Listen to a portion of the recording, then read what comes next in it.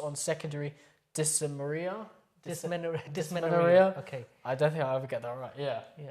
So for the viewers, let's just clarify what dysmenorrhea is. So dys means abnormal or not correct, and menorrhea relates to the cycle. So Sure. this essentially relates to painful periods. There's another thing that often goes hand in hand with this called menorrhagia, which is heavy periods. So dysmenorrhea and menorrhagia often, but not always, go together. And this is where the cycle or the bleeding is abnormal. So secondary means that there is a cause for this. So you can have, for lots of things, primary and secondary. So primary hypertension or secondary hypertension. And the same with this secondary dysmenorrhea means there's a cause causing these heavy, painful and possibly heavy periods. So we need to investigate what that cause is.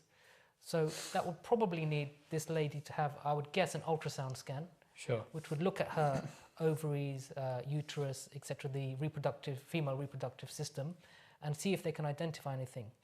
So the first thing to do is, if you are suffering with this, if you feel your periods are heavy and painful, is possibly keep a diary of what your cycle is like over, I'd say, 2 to 3 months at least, so you get an idea. It's not just 1 month. So you keep a diary of the onset of the period. So the period was, the 4th of October and lasted for 4 days. Sure. Till the 8th of October. First 2 days were heavy, and then the next cycle came 28 days later, or however many. And so do that for about 3 months. Keep a note of that, and then see if you can establish any pattern. Then if you do find that they are really painful periods, then I would say it's probably worth going to see your GP if you can get in.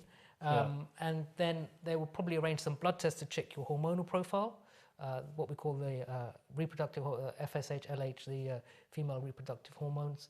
And then more than likely they'll send you off for an ultrasound scan.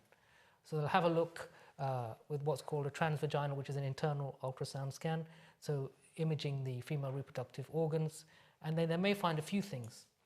They may find what's called fibroids, which is a growth in the uterus, a benign growth, not malignant, but it's like a large growth in the uterus, and that can cause painful periods. They may find something called endometriosis, which is parts of endometrial tissue where they shouldn't be. So there's endometrial tissue elsewhere in the uterus. Sometimes it can even go to the bowel, etc. And so these are the things that we'd be looking for on ultrasound scan. Sure.